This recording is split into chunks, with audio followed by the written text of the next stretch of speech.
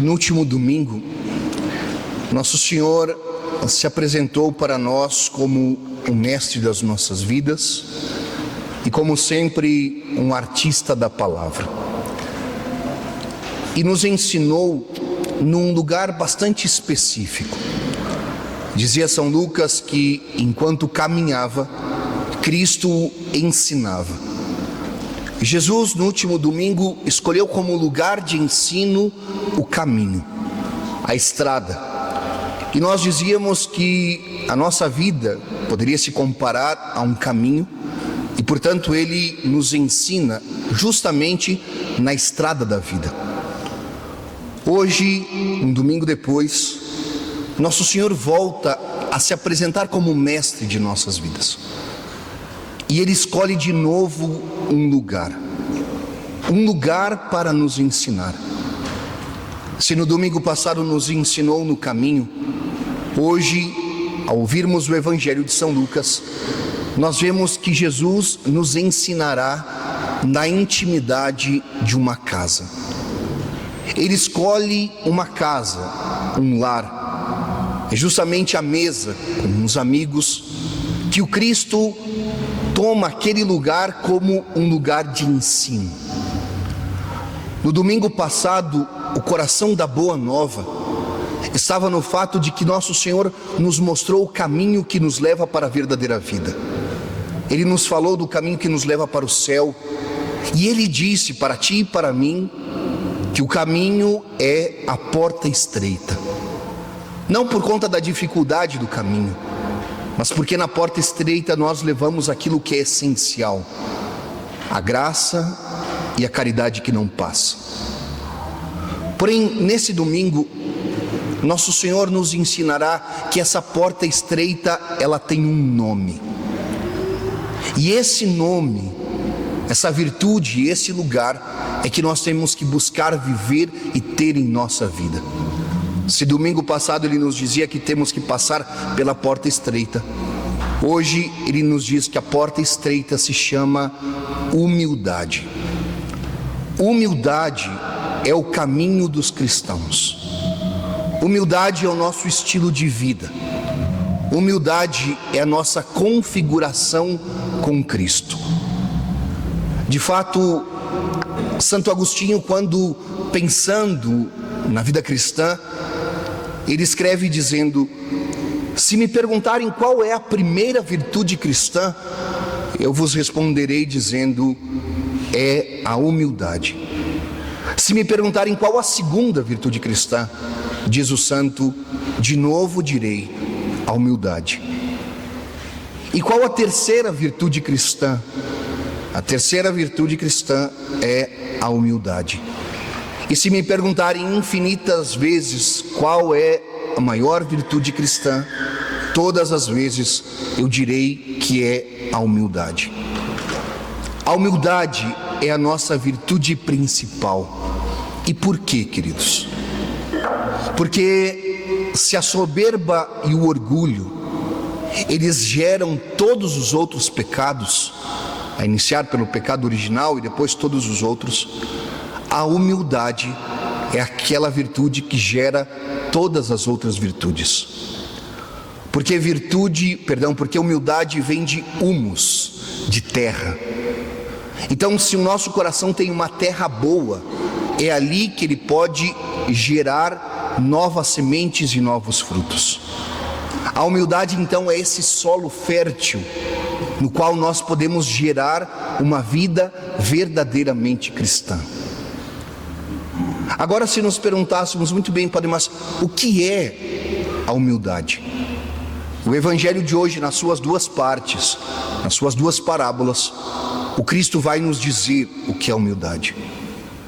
Em primeiro lugar, ao contar a parábola da festa de casamento e daquele que senta no primeiro lugar, Jesus nos dirá que a humildade é a verdade. A verdade. A soberba é o engano de si mesmo.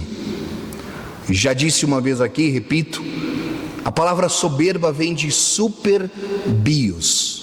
Bios é vida, daí biologia. Super é acima. O que é um soberbo? É aquele que olha para si e acha que é mais do que ele verdadeiramente é. É alguém que tem uma imagem errada de si mesmo. Quer ver? Imaginemos a parábola de Jesus. Estamos numa festa de casamento, lá está a mesa dos noivos e do lado a mesa dos pais dos noivos. E de repente um de nós entrássemos na festa e nos sentássemos na mesa dos pais dos noivos, achando que aquela mesa bonita fosse para nós. Se outros estivessem sentados nas outras mesas, qual seria o comentário das outras mesas? A gente olhar e diria: mas não se enxerga mesmo, né? Não se enxerga. Por quê? Porque não é para ele essa mesa. Essa mesa é para os pais. Por que ele não se enxerga? Porque ele é um soberbo. Ele acha que a vida dele é mais do que de fato ele é.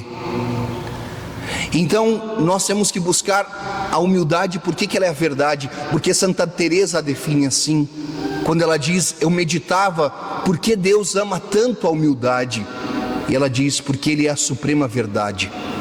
Então a humildade é a verdade. E como fazemos tu e eu para sairmos de um mundo de soberba e entrarmos na verdade da humildade? Muitos são os caminhos, mas nessa noite eu penso que 3 poderiam nos ajudar. Nós caminhamos para a humildade a partir do batismo, caminhamos para a humildade através da amizade e caminhamos para a humildade através da santidade. De fato,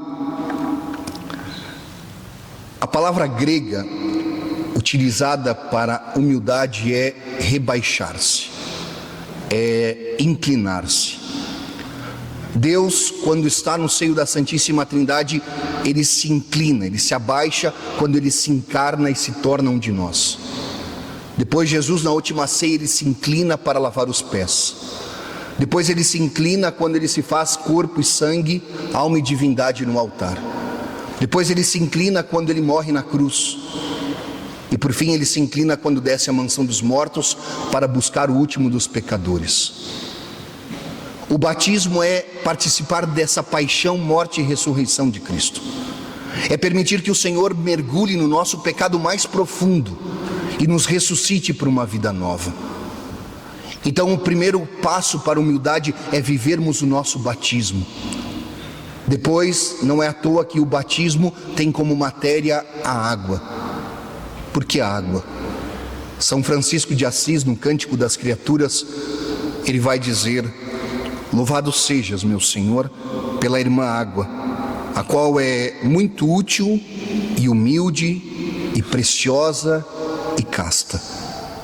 Por que a água é humilde? Porque ela busca os lugares mais abaixo, porque ela busca os lugares mais baixos. Uns anos atrás, eu estava indo para o Valahai, passando pelo interior, e quando eu cheguei numa encruzilhada, tinha 2 caminhos, um que subia por um lado e outro que descia, e eu tinha que, para ir para o Valahai, passar pelo rio Lô. E como não tinha placa, eu parei e veio um motoqueiro. Eu disse: amigo, qual das 2 estradas vai para o rio Lô? Ele olhou para mim como se eu tivesse feito a pergunta mais tola do mundo. De fato eu fiz. E num sotaque bem nosso, ele olhou para mim e disse: o rio é sempre para baixo, né? O rio é sempre para baixo. O rio não é para cima, o rio é para baixo. Então qual que é o caminho? O caminho é o que vai para baixo. Por quê? Porque a água busca as coisas mais profundas. Por que na porta da igreja tem uma pia batismal com água? Porque toda vez que tu e eu entramos aqui, nós temos que lembrar que nós somos batizados, que nós somos humildes e que o Senhor nos refaz. Depois nós precisamos da amizade. Por quê? Porque o cristianismo é uma amizade. O Cristo se fez nosso amigo quando disse: eu não vos chamo servo, eu vos chamo amigos. E o que é um amigo? É aquele que passeia com liberdade no coração do outro. No mundo chato que nós estamos, Se, voltando àquela cena do casamento, alguém sentasse no lugar dos noivos, o que aconteceria? Viria um abençoado com o celular, gravaria a pessoa e dizia: olha que absurdo, sentou na mesa dos pais dos noivos, ia postar na internet, um monte de gente ia fazer comentário e ficaríamos nisso, como sempre.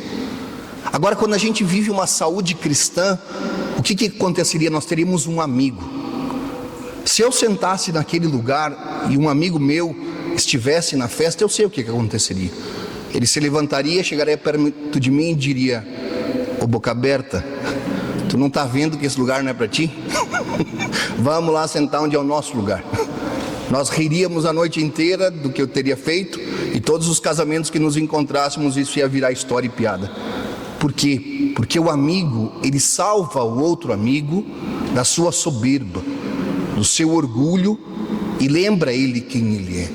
Por isso que nós vivemos em comunidade, porque nós precisamos da amizade sincera uns dos outros, que nos ajudam a caminhar no caminho do Senhor. E por fim, o que nos ajuda a viver essa verdade da humildade é a santidade de vida. De fato, na segunda leitura de hoje nós ouvimos, na primeira leitura, perdão, que o homem inteligente, ele reflete sobre as palavras dos sábios e com o ouvido atento deseja a sabedoria. Ouvir a palavra dos santos. Hoje a gente segue multidões de influencers. A pergunta é: quem te influencia na tua caminhada para o céu? Quando a igreja canoniza alguém, ela coloca a figura dessa pessoa lá na Praça de São Pedro, a sua imagem. Por que na igreja a gente tem a imagem dos santos? Para olhar para eles e dizer: é por aqui o caminho, essa é a estrada. Deixa eu ouvir a palavra de vida desses homens e mulheres que caminharam antes de nós, que fizeram o caminho da porta estreita e da humildade, e hoje estão no céu. Então é preciso o batismo, a amizade e a santidade de vida. Por fim, a humildade é a gratuidade. A segunda parte do Evangelho, Jesus nos diz que se vivemos a humildade, nós teremos um coração aberto, amando aqueles que não podem nos retribuir. Se nós vivemos apenas pelo elogio, pelo agradecimento, nós amamos pouco. A gente tem que viver pelo bem que fazemos. Tanto é que Jesus disse: se tu fizeres isso, tu serás feliz. Por quê? Porque é isso que Ele faz conosco. Nós cantávamos dizendo que o Senhor fez uma mesa para o pobre. Quem é o pobre? Tu e eu. Nós não temos nada para oferecer para Ele, e Ele nos dá tudo. Ele nos dá a sua graça, seu amor, Ele nos dá o seu céu. Ele nos convida para vir mais para frente, para sentar no melhor lugar. Então, aprendendo a humildade que vem de Deus, tu e eu também possamos vivê-la. Peçamos aquela que é a humilde serva do Senhor, aquela a quem Deus olhou para a humildade e fez grandes coisas, que é a Santíssima Virgem Maria, que ela interceda por nós e nos ajude nessa bela e maravilhosa caminhada cristã. Sentados como estamos, queridos, façamos um momento de silêncio, peçamos a Deus a graça de termos um coração verdadeiramente humildes.